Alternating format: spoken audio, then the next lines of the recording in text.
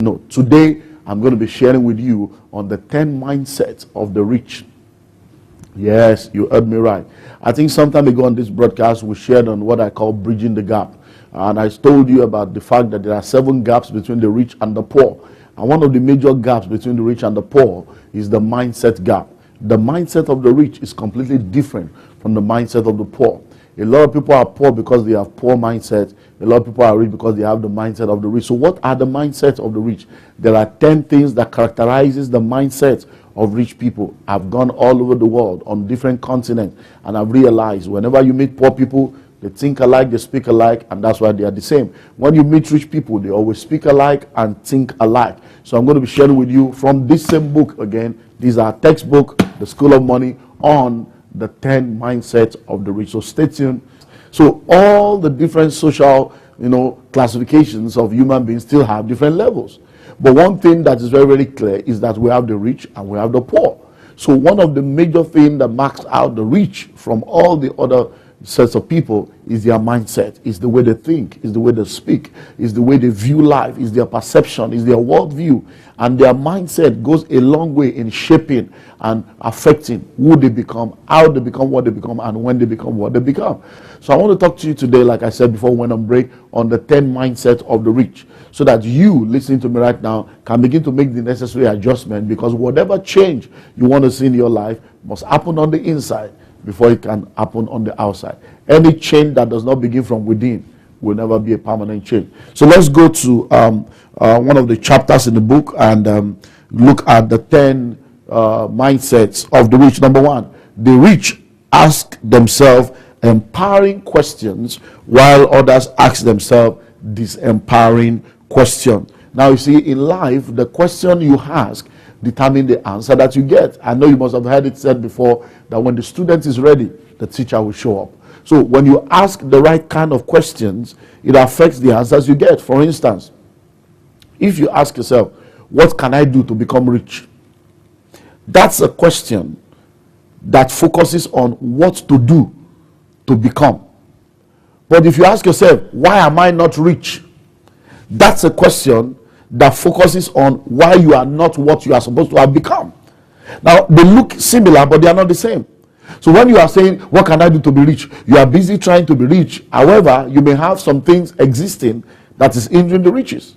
But if you ask yourself, why am I not rich? You suddenly begin to see things from a different perspective. So when rich people think, when they ask questions, they ask themselves empowering questions.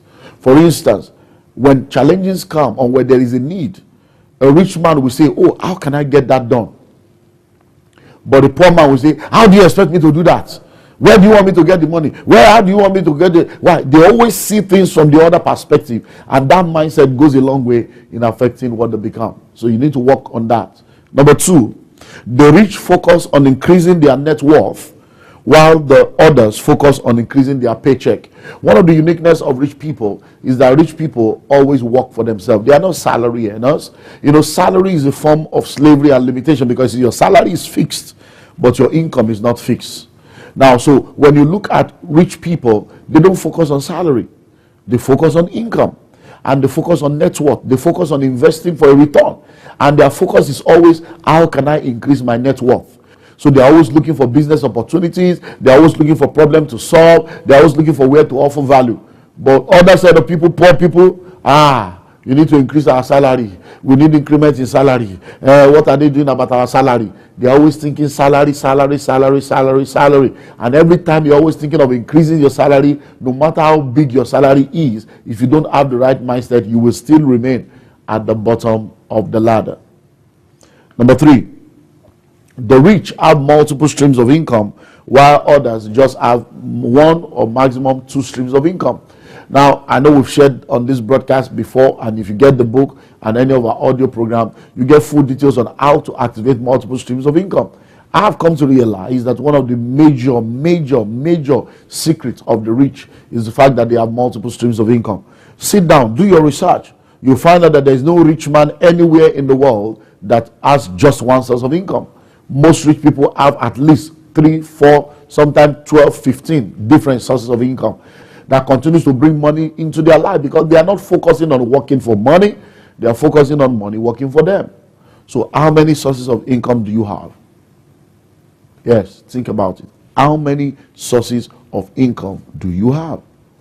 If you have just one or maximum two, then you are not operating the realm that you need to operate in, because I believe that every individual have the ability to have at least 4 sources of income. So if you have below 4 sources of income, you're already operating below schedule. So the rich always focus on having multiple streams of income. They're always thinking of building new streams, increasing their streams of income, while poor people are always thinking of, well, I have my job and I'm getting money from the others and I'm okay with that. And that's why they do not end up becoming all that they need to become. Multiple streams of income is the secret to unending wealth. Multiple streams of income is the secret to the wealth that never runs dry. Because it's when you have different streams of income, no matter how bad, no matter how terrible things are, you find out that all the different streams of income cannot be destroyed or cannot fail at the same time. And then, number 4, the rich understand and believe that they must be generous, while others believe they cannot afford to be generous. You see, one of the things I've come to realize is that givers never lack. And it's not a slogan, it's just the reality of life. The way life is governed, the law of generosity is a law of progress. When you are not a generous person, your possibility of progressing is very slim. And I've seen a lot of poor people, oh, I don't have money to give, I can't afford to give. Even me, I need somebody to give me. And that's why you are poor. Because you're always thinking of getting, you are not thinking of giving. When your mindset is always the mindset of getting, you will remain at the bottom, because the hand that gives is always on top. The mind that gives is always accelerated. So the rich know that they cannot afford not to give. They know that they have to be generous. They know that their future is buried in their seed. They know that if they eat their seed, they've eaten their future. But if they sow their seed, they release their future. But it's not the same for the poor. The poor always feel, I can't afford to give, I need help. No matter how small what you have is, when you learn the heart of generosity and you know what it means to give, you'll be amazed at how the forces of life will begin to work in your favor and bring traffic of wealth in your direction. Well, you need to understand, givers never lack. The way life is structured in such a way that you give and you receive.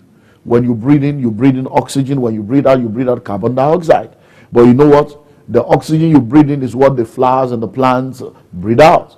The carbon dioxide that you breathe out is what they breathe in. So what is your own waste product is somebody else's sustaining product. And that's the way life is. So you have to continue to give to live. Giving is living. Now, I want you to try and do an exercise right now. Now, I want you to breathe in. Yeah, breathe in. In. You see, can you continue now? You see, you can't. So you can't continue to receive and receive and receive and receive and receive. You will die. You have to receive and then you give. Now we've looked at 4 mindsets of the rich. We need to look at 6 more. The 5th mindset of the rich is that the rich work for profit while others work for wages. The rich always focus on working for profit while others focus on working for wages or for salary. Now listen and listen well.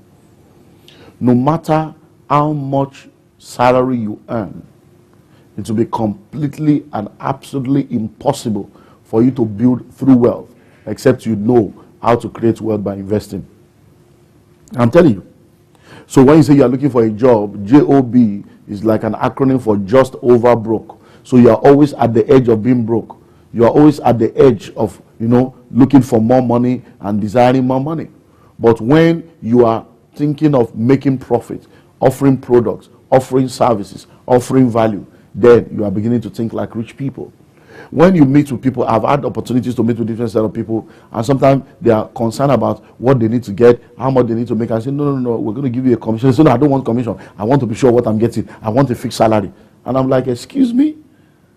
If I give you a fixed salary, that means it's fixed no matter your labor. But if we do commission, that means you are thinking profit. That means you can actually make what you're supposed to make in a year, in a month. But because poor people don't think like that, they just want that security of regular income every 30 days, regular income every week. That's why many people are still at the bottom of the ladder. You need to understand that in the race of life, if you run the race like a rat, even if you win the rat race, you are still a rat. So make sure you think like the rich. To be a millionaire, think like a millionaire. Number 6, while the rich continue to grow, others think learning stopped in school. One of the mindset of the rich is continual learning. You see, personal development is very key in any aspect of life. If you ever want to be all that you need to be, you need to continue to develop yourself, because life is a school where you don't ever stop learning. The day you stop learning, you start dying.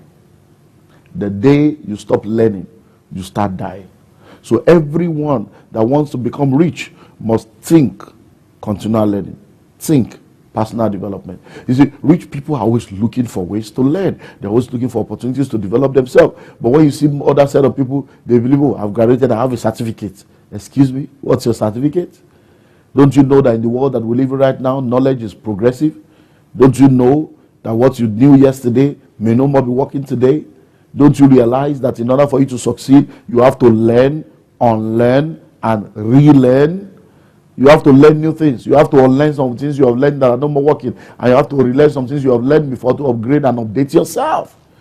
And that's one of the mindsets that sets the rich apart from the poor. When last did you read a book from beginning to the end?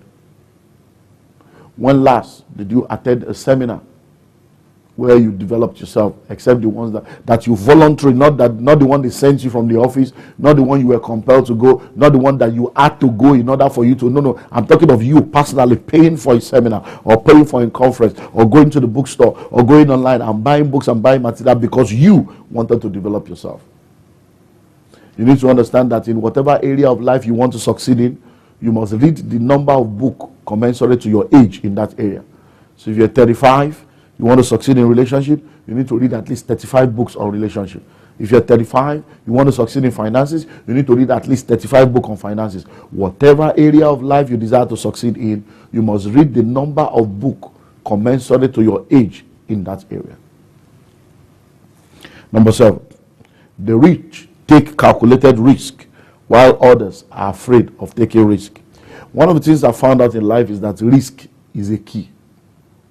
It's when you say risky, oh, it's very risky. Just add E between the K and the Y, and what you have is risk key. So risk is a key that gives you access into the next level of life. Yes, I'm not talking of stupid risk, I'm not talking of foolish risk, I'm talking of informed risk. I'm talking of calculated risk. I'm talking of instinctive and intuitive risk. A risk that comes from within because you are informed and you have calculated and you are intuitive about it, and then you move and you'll be amazed. The bigger your risk, the bigger your return. Whenever you see people that are not willing to take risk, you see people that are not willing to make progress. I've seen people that decided not to take risk and they later regretted it because all the opportunities that came for them to move was too risky for them, and they found themselves remaining in the same place and the world moved ahead of them. So rich people are risk takers, while others are always afraid of taking risk, and because they are afraid of taking risk, they always remain at the bottom of the ladder. Number 8, the rich embrace change while others are threatened by change. We have heard it said over and over again, change is the only constant thing on earth. But many people resist change. Now, you need to understand that change is not naturally easy for everyone. A lot of people know that to change takes discipline, to change takes sacrifice, to change takes adjustment. But you know the difference between the rich and the poor? They embrace it. They embrace change because they know that change is necessary. They embrace change because they know that change is important. They embrace change because they know that change is vital for them to get into that next dimension that they want to get into. But others, I'm okay the way I am. Must we change? Do we have to do it that way? Can't we continue the way we have been doing it? I'm already used to that. Doesn't mean I have to go and learn this again. I have to go to another school again. We have to do another. They are always on the negative, always pessimistic, and that's why they remain at the bottom of the ladder. So listen and listen well. There is so much that this world has to offer you, but you must be willing to change. Whatever change you are expecting to see in your life, you must be willing to be the change that you want to see. And that's the way it works. Number 9, Rich people talk about ideas, while others talk about things and people. When you sit down with your friends and your colleagues, what do you talk about? Do you talk about people? Do you talk about things? Or do you talk about ideas? I don't know how it works in your country, but in my country, I have a group of people that we call the FRA. They are called the Free Readers Association. They go where we have the newspaper vendors, and every morning they're not going to buy, they're jobless. They stand by the newspaper vendor, either early in the morning or late in the evening, reading all the headlines, debating and discussing and arguing about what is what and what is not. At the end of the day, it doesn't make any meaningful progress. They don't make any meaningful progress. It doesn't help them to make it. Why? Because they are just there to read freely, to talk about people, to talk about things. They are not postulating ideas that will help to move things forward. The ability to identify problem is not necessarily a high level of intelligence. It is your ability to solve the problem that makes you valuable, and that's what people pay for.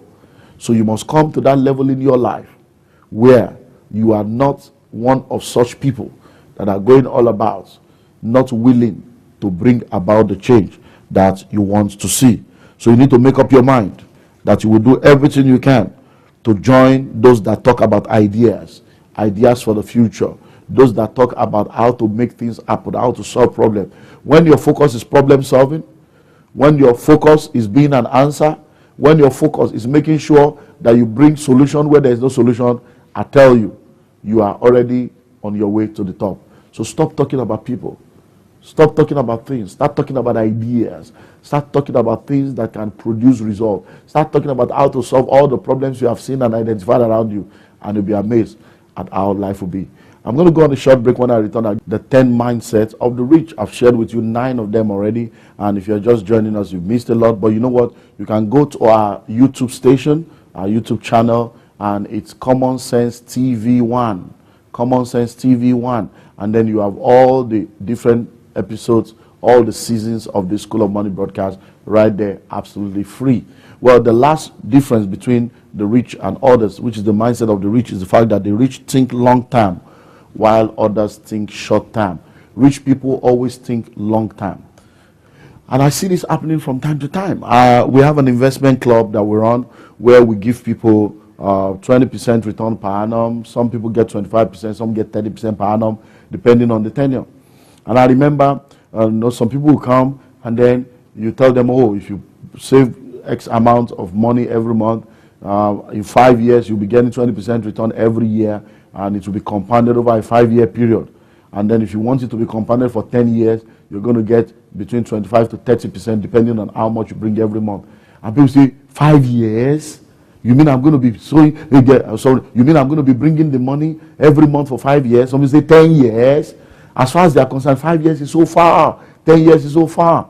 But I always ask them, what have you achieved in the last 5 years? Look back at the last 5 years of your life. Look back at the last 10 years of your life. You suddenly realize that if you have actually started 5 years ago, if you have started 10 years ago, you will not be where you are today. And I always tell them, now, if you decide not to do it, in 5 years' time, you will still be as old as you're supposed to be, but without the money. So a lot of people don't think long term. They think short term. Rich people are not in a hurry. They think long term. They are thinking of how to build and create wealth and not how to survive. But poor people are thinking survival. What is in it for me? What can I get now? And that's why it's very difficult for them to be able to enter into that realm of wealth that they need to enter into. I hope you will change and make the necessary adjustment by the information you're getting, because it's very key. I want to see you at the top and I want to hear your success story. Now,